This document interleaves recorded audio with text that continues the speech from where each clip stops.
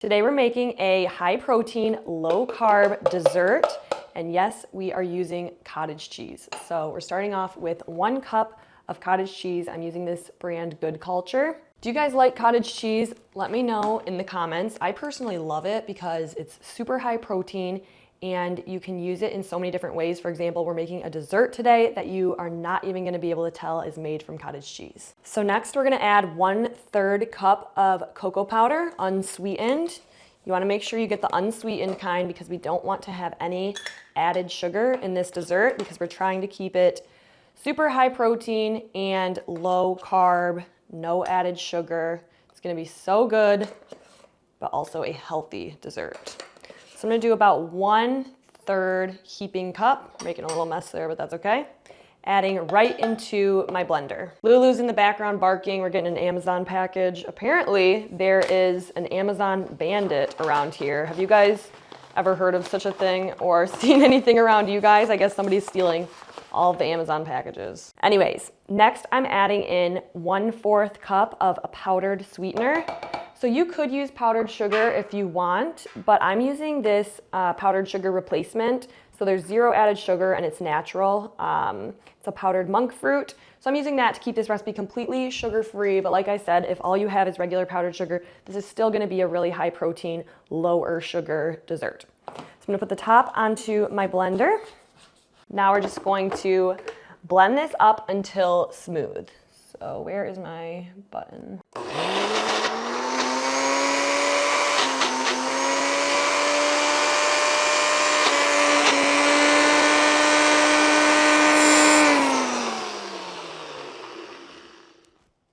You may have to stop a couple of times and scrape down the sides just so that everything gets completely blended, but look at this already. So I'm just gonna take a little spatula, scrape down the sides, just to make sure we get everything completely blended. Now I'm gonna go ahead and give this another blend and then we should be good to go.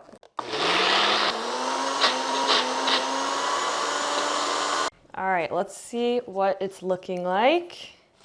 All right, so this is the consistency. It's a little bit runny right now, but we are going to pour it into a container. We're gonna pour it into this container and let it chill, and then we will come back to it. So like I said, this is gonna go into the fridge for 1 to 2 hours to let it chill and thicken up.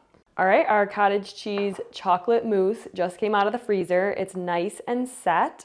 So now for a final touch, I'm gonna add some melted dark chocolate chips on top. So I'm just gonna take my melted chocolate and pour it over the top. Look at how good this looks, you guys. And then I'm gonna quickly just spread it around a little bit so that it reaches the edge of the entire little dish.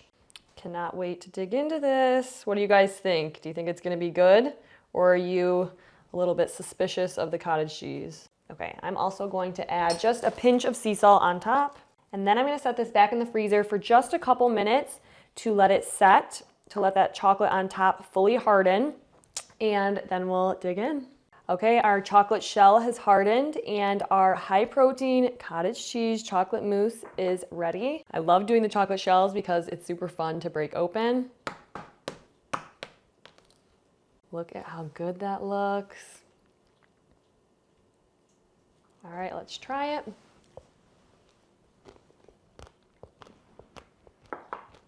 It seriously does not taste one single bit like cottage cheese.